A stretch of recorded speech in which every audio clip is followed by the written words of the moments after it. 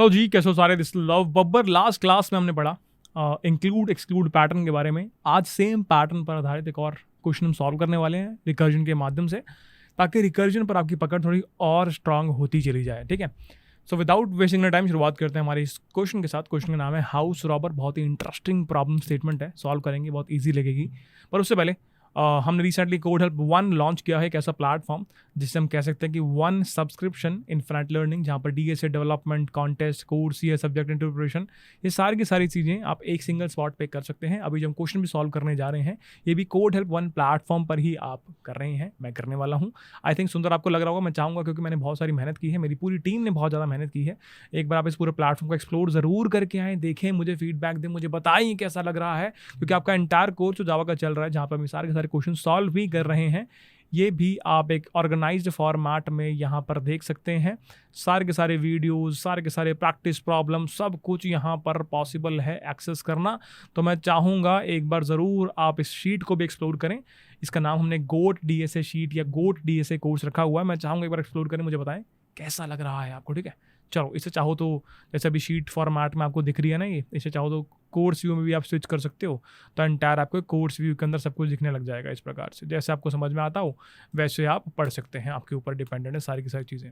वापस मूव करते हैं हमारे एक्चुअल क्वेश्चन की तरफ। क्वेश्चन कहता है हाउस रॉबर, आप एक चोर हैं, क्वेश्चन कहता है, और आपको ज़्यादा से ज़्यादा पैसे बनाने हैं, चुराने हैं इन शॉर्ट। ठीक है, यहाँ पर इनपुट में कुछ नंबर्स दिए हुए हैं, इनको आप घर समझ सकते हैं कि पहले घर में 1 करोड़ रुपए हैं, दूसरे घर में 2 करोड़ रुपए हैं, तीसरे घर में 3 करोड़ रुपए हैं, चौथे घर में 1 करोड़ रुपए दोबारा हैं। आपको मैक्सिमम से मैक्सिमम पैसे चोरी करने हैं, पर चोरी करने की एक स्ट्रैटेजी है, चोरी करने का एक तरीका है। क्वेश्चन कहता है आप कोई भी एडजेसेंट हाउसेज में चोरी नहीं कर सकते। अगर आपने कोई भी एडजेसेंट हाउसेज, साथ साथ वाले घर, पड़ोसी घर में चोरी कर ली, तो उससे एक अलार्म ट्रिगर हो जाएगा, जिससे पुलिस आ जाएगी और आपको उठा के ले जाएगी। और मैं चाहूँगा नहीं पुलिस आपको उठा के लेके जाए, बहुत सारे पैसे लेते हैं ना। चलो, तो अगर मैं 1 में चोरी कर रहा हूँ तो मैं 2 में चोरी नहीं कर सकता, क्योंकि 1 और 2 में अगर एक साथ चोरी कर दी तो भैया अलार्म ट्रिगर हो जाएगा। अगर 1 में चोरी कर रहा हूँ तो 2 में चोरी नहीं कर सकता, बाकी बचे हुए में कर सकता हूँ। अगर 2 में चोरी कर रहा हूँ तो ना तो 1 में चोरी कर सकता, ना तो 3 में चोरी कर सकता। अगर 3 में चोरी कर रहा हूँ तो इस वाले 2 में चोरी नहीं कर सकता और इस वाले 1 में चोरी नहीं कर सकता। तो आपको थोड़ा बहुत समझ में आ रहा होगा क्वेश्चन क्या कहता है। चाहो तो एक बार वीडियो को यहाँ पर स्टॉप करो, क्वेश्चन को एक बार ढंग से पढ़ लो, उसके बाद फिर हम आगे बढ़ते हैं। ठीक है, आई होप अब तक आपने पढ़ लिया होगा। सो क्वेश्चन सेज आप एक चोर हैं, आपको मैक्सिमम से मैक्सिमम पैसा चुराना है।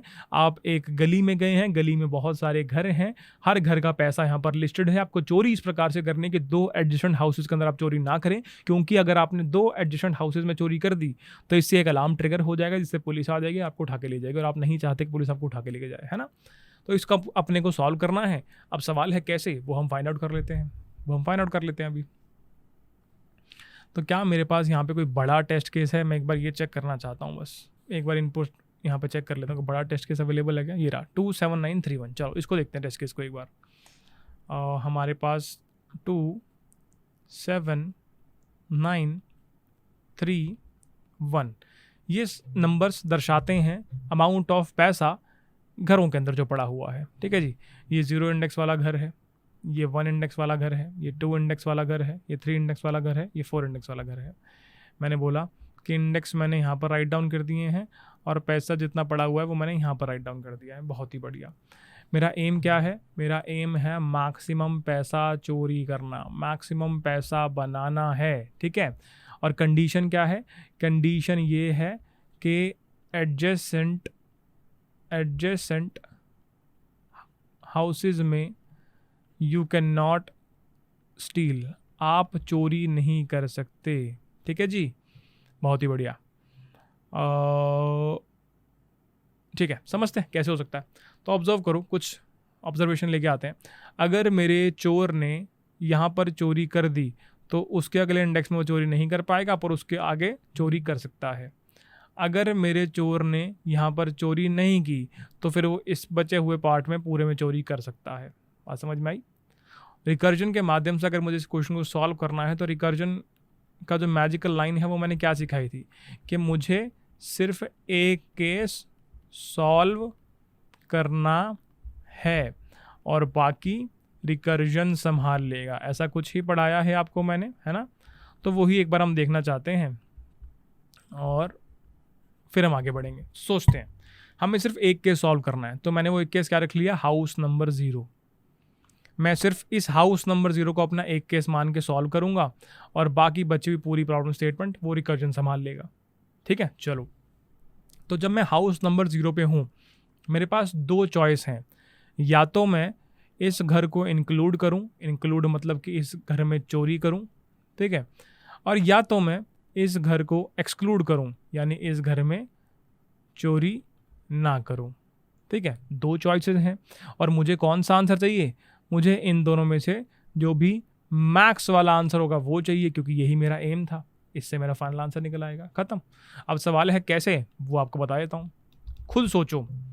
अगर मैं यहां पर चोरी करता हूं, अगर मैं हाउस नंबर 0 में चोरी करता हूं, तो क्या मैं हाउस नंबर 1 में चोरी कर पाऊंगा? बिल्कुल नहीं।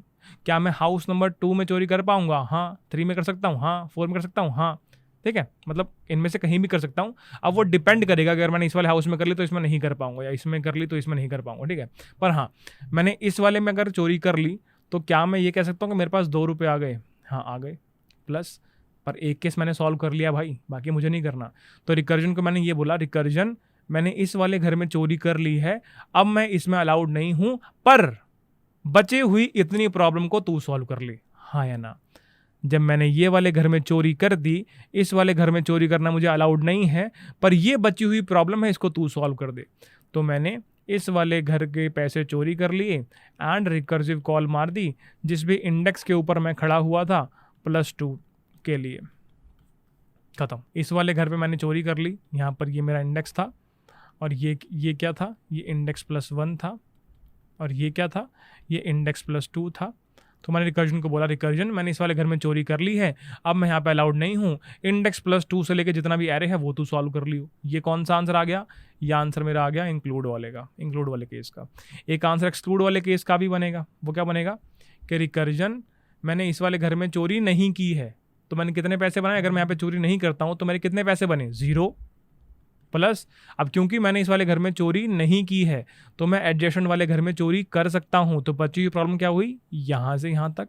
तो अगर इंडेक्स वाले घर में चोरी मैं नहीं कर रहा हूं तो इंडेक्स +1 से लेके एंटायर बचा हुआ केस वो रिकर्जन सॉल्व कर देगा। तो रिकर्सिव कॉल मैंने यहाँ पर मार दी इंडेक्स +1 के लिए। इंक्लूड का आंसर आ चुका है, एक्सक्लूड का आंसर आ चुका है, इन दोनों आंसर का मैंने ले लिया मैक्स और मेरा फाइनल आंसर आ गया, खत्म। खत्म, आए समझ? एक बार कोड करता हूँ, है ना, जो हमने समझा उसी के हिसाब से, और फिर एक बार ड्राई रन करके दिखाऊंगा पूरा का पूरा केस, ताकि समझ में और अच्छे से आ जाए। ठीक है, थोड़ा कर दिया जूम इन, मैंने कहा इसको हटाते हैं यहाँ से, और सिंपल सी बात हमने बोली, हमें जावा में कोड करना है। ठीक है, हमारे 2 केस हैं, ठीक है, तैयार करते हैं। हमने बोला कि ये रहा मेरा इंडेक्स, जिसको मैंने स्टार्टिंग में 0 पर डाला हुआ है, बहुत ही बढ़िया।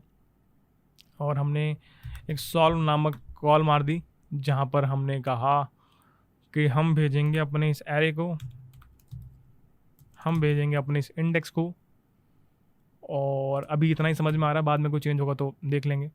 यहाँ से मेरे पास कोई ना कोई आंसर आ जाएगा, उस आंसर को अपन रिटर्न करवा देंगे।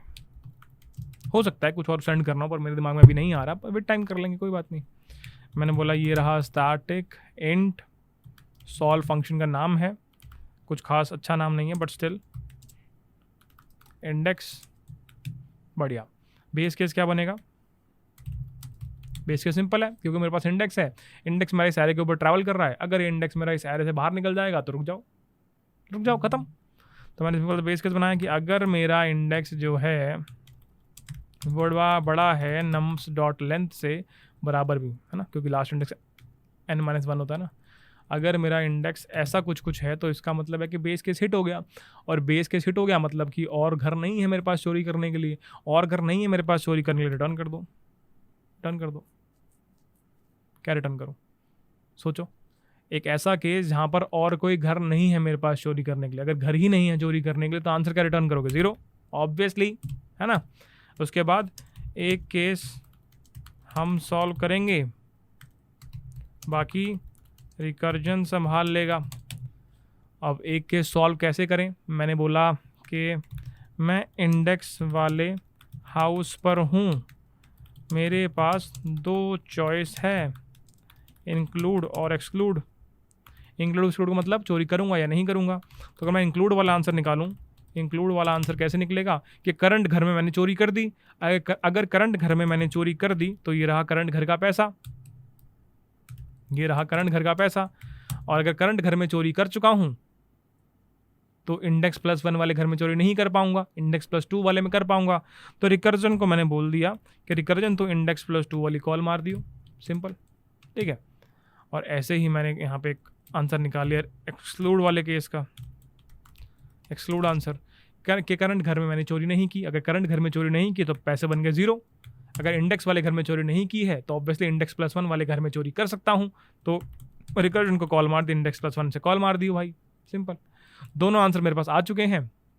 मैंने बोल दिया कि फाइनल आंसर कैसे निकालूंगा। मैंने बोला final answer would be equal to math.max, जो भी मेरा इंक्लूड आंसर है कॉमा जो मेरा एक्सक्लूड आंसर है उनका मैक्स निकाल लिया और इसको हमने रिटर्न करा दिया, सिंपल।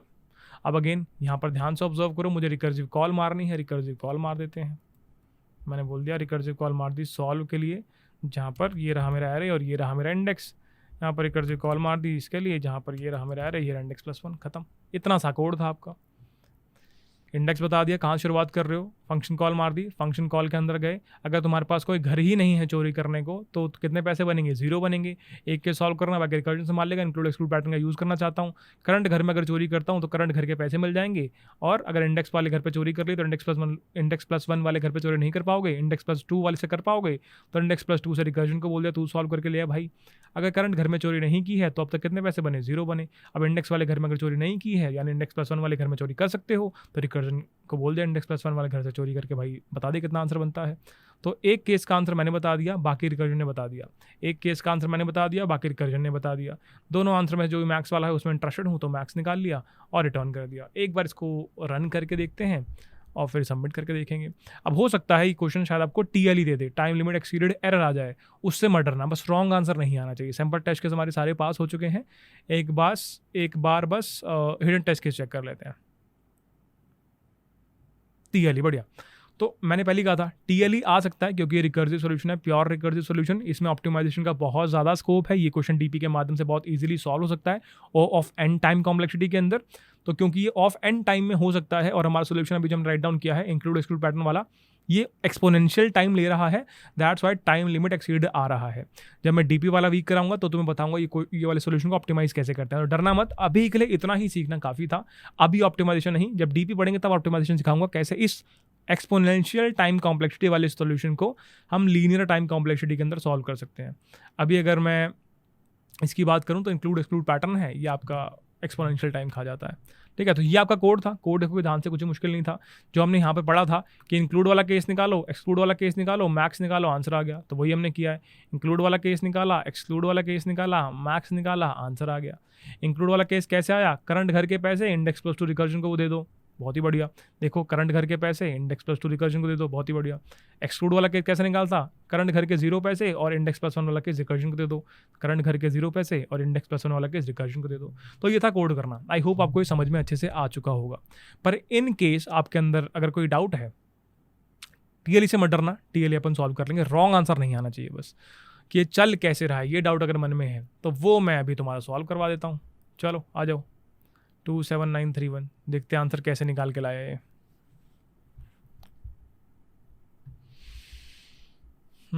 हमने बोला कि ये मेरे पास एक एरे है,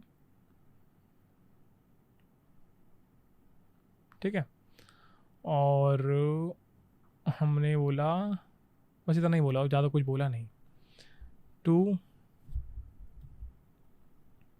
27931 इसको मैं कॉपी कर लेता हूँ, हो सकता है मुझे इसकी नीड पड़ जाए बाद में, ठीक है। अब मैंने कहा शुरुआत में जो इंडेक्स वाला वेरिएबल है वो मैंने यहाँ पर लगाया हुआ है, इसको मैं आई बोल दूंगा, आगे जाके कंफ्यूज मत होना, ठीक है। और क्या है, आई थिंक इतना ही रखा है मैंने, कुछ खास रखा नहीं इसके अलावा। अब मैंने इसके अंदर क्या कहा, मैंने सिंपल सी बात बोली कि जब मैं 2 के ऊपर था तो मेरे पास 2 ऑप्शंस थे, पहला इंक्लूड, दूसरा एक्सक्लूड। तो सबसे पहले कॉल किसकी गई, इंक्लूड की कॉल गई। तो मैंने बोला इस केस के अंदर कि आंसर क्या बनेगा, आंसर बनेगा 2, क्योंकि यहाँ पे 2 पड़ा था, तो इतने पैसे मैं चोरी कर चुका हूँ, प्लस अब किसकी कॉल जानी चाहिए, क्योंकि 2 में चोरी कर ली है, 7 में चोरी नहीं कर पाऊंगा, बचा 931। तो यहाँ पे बचा ये 931 वाले केस को सॉल्व करना है। मैं 9 के ऊपर स्टैंड करता हूँ। मेरे पास 2 तरीके हैं। पहला है इंक्लूड करने का। अगर मैंने 9 को इंक्लूड कर लिया है तो यहाँ पर बच गया 9 को इंक्लूड करना, मतलब 9 को प्लस कर लिया आंसर के अंदर। अगर 9 में चोरी की है तो 3 में चोरी नहीं कर पाऊंगा, 3 में चोरी नहीं कर पाओगे तो बचा क्या, सिर्फ 1। तो मुझे 1 वाले केस को सॉल्व करना है। अब मैं 1 के ऊपर खड़ा हूँ तो मेरे पास यहाँ पर 2 चॉइसेस हैं। पहला इंक्लूड करना, अगर मैंने 1 को इंक्लूड कर लिया तो यहाँ पे आ गया आंसर 1, और 1 में चोरी कर ली है तो कोई और घर नहीं बचा है।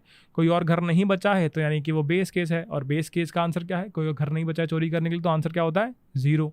अब ये पूरा सॉल्व हो गया, 1 + 0, यहाँ से आंसर रिटर्न हो गया 1 + 0 दैट इज़ 1। यहाँ पे एक्सक्लूड का केस मारा, अगर मैं इस वाले घर में चोरी ना करूँ तो कितने पैसे बने, 0, और बचा हुआ पार्ट क्या है, बचा हुआ पार्ट कुछ भी नहीं है, यानी फिर से घर नहीं है चोरी करने के लिए। बेस केस में आंसर क्या आ गया, 0, 0 + 0 0, तो यहाँ रिटर्न हो गया 0।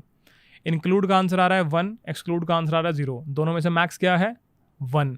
तो यहाँ पर 9 में क्या प्लस हो गया, दोनों में से मैक्स 1, 9 + 1 10, तो आपने यहाँ पे 10 रिटर्न करवा दिया। ठीक है, अब यहाँ पर एक केस बनता था किस चीज़ का, एक्सक्लूड करने का। तो अगर मैं 9 को एक्सक्लूड कर दूँ तो कितने पैसे बने, 0, और 9 को एक्सक्लूड किया है तो अगली चोरी कहाँ से शुरू हो सकती है, 3 से शुरू हो सकती है। तो यहाँ पे आ गया 3, यहाँ पे आ गया 1। अब मैं आ गया 3 पे, मैंने 3 पे बोला या तो मैं इसको इंक्लूड कर लूँ, अगर 3 पे चोरी करता हूँ तो 3 रुपये तो बन गए, प्लस अगर 3 में चोरी कर ली है तो 1 में चोरी नहीं कर पाऊंगा, बचा क्या, कुछ भी नहीं, कोई घर ही नहीं बचा। तो बेस केस में क्या बना, 0, 3 + 0 3 आपका आंसर रिटर्न हो गया।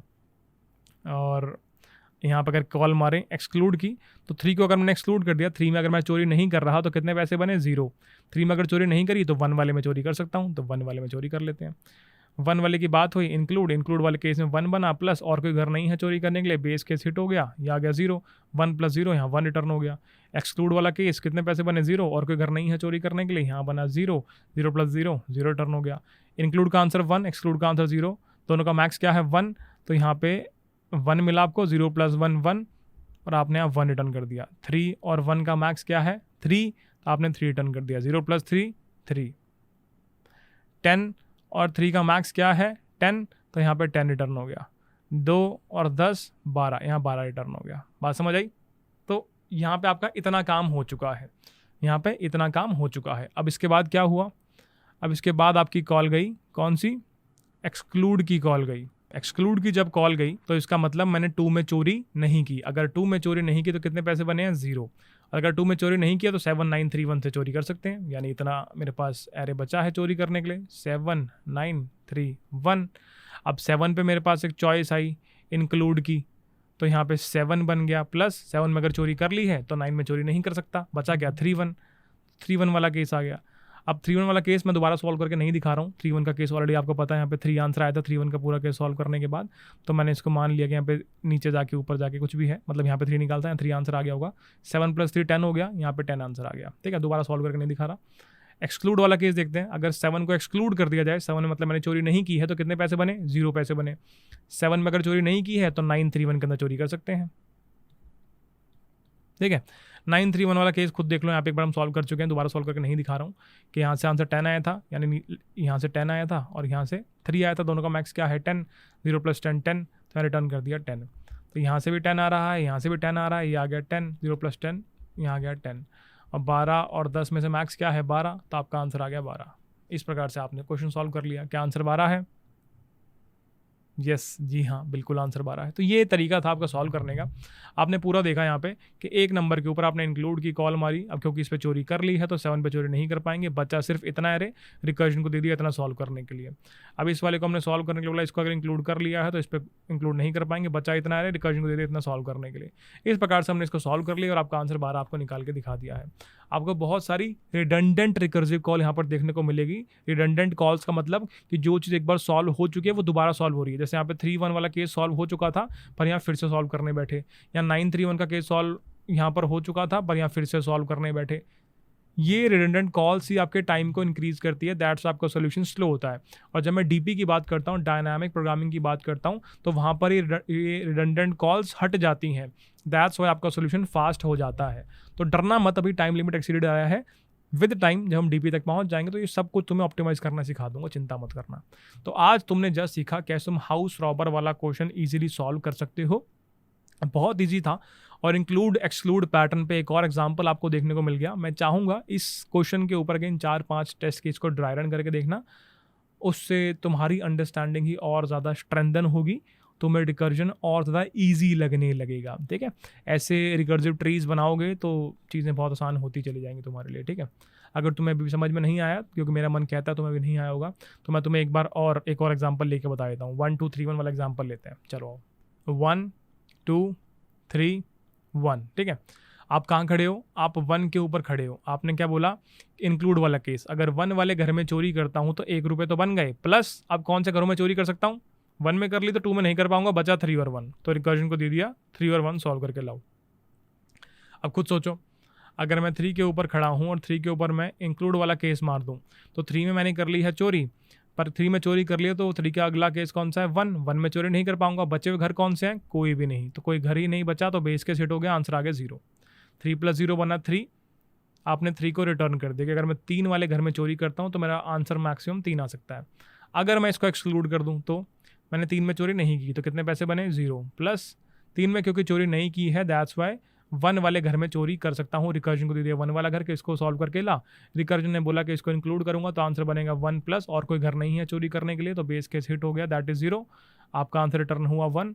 अगर इसमें चोरी नहीं करता हूँ तो 0 और कोई घर नहीं है चोरी करने के लिए, तो बेस केस में आपका आंसर आया 0। 0 + 0 रिटर्न हुआ 0।